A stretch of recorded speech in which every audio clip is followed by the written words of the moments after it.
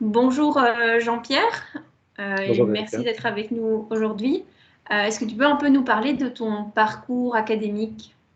Donc en termes de parcours académique, j'étais ingénieur industriel diplômé en 1993, ingénieur civil en 1994, et puis j'ai fait une thèse doctorat à l'UC Louvain que j'ai terminée en 1997, et puis je suis parti pendant 2 ans aux États-Unis faire un postdoc à l'Université du Michigan et à Stanford University. Super, et c'est après ces différentes expériences plutôt académiques que tu as commencé à travailler ici dans ton unité de recherche?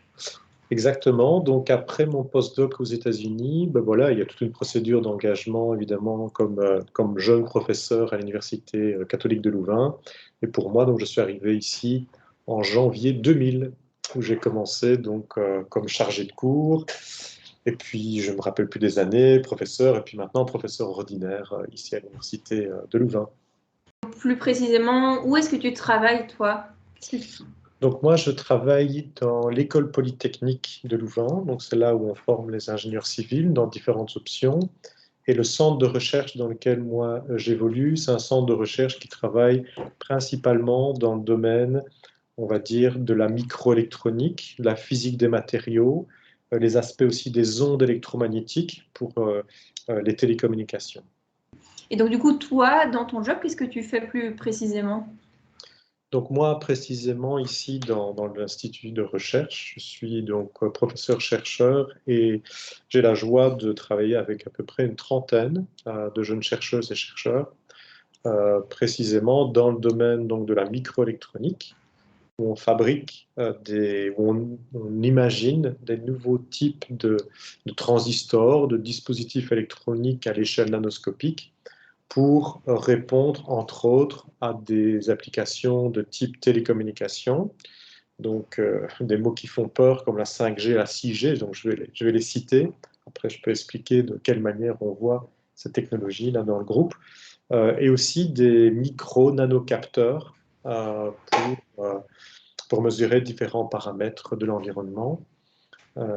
Et à l'aide de ces technologies de la microélectronique, on a mis au point des essais de mesure des propriétés des matériaux, propriétés mécaniques, électriques, magnétiques, à l'échelle nanoscopique.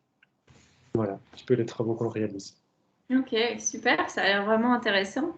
Et du coup, pour faire ce type de travail, quelles sont les qualités, les attitudes clés que tu penses qu'un étudiant ou qu'un ingénieur doit avoir? Alors, les qualités pour mener à bien des recherches, je pense que c'est tout d'abord un esprit critique, être rigoureux, aimer le détail. Et dans cet esprit critique, je voudrais citer peut-être quand je parle des technologies, de bien se rendre compte que la technologie n'est pas neutre, elle a des impacts socio-économiques importants. Et moi, j'essaye en tout cas, et moi-même, on essaye d'élargir notre réflexion en essayant d'adopter une attitude que l'on peut mentionner d'holistique ou systémique pour essayer d'inclure dans nos recherches des critères qui dépassent l'aspect purement technique, l'aspect environnemental, l'aspect social. Donc, on essaye d'intégrer ces paramètres-là maintenant dans nos études de recherche. Donc, je dirais l'esprit critique et un esprit curieux et cette volonté de dépasser son propre cercle, son propre périmètre de compétences quoi, disciplinaires.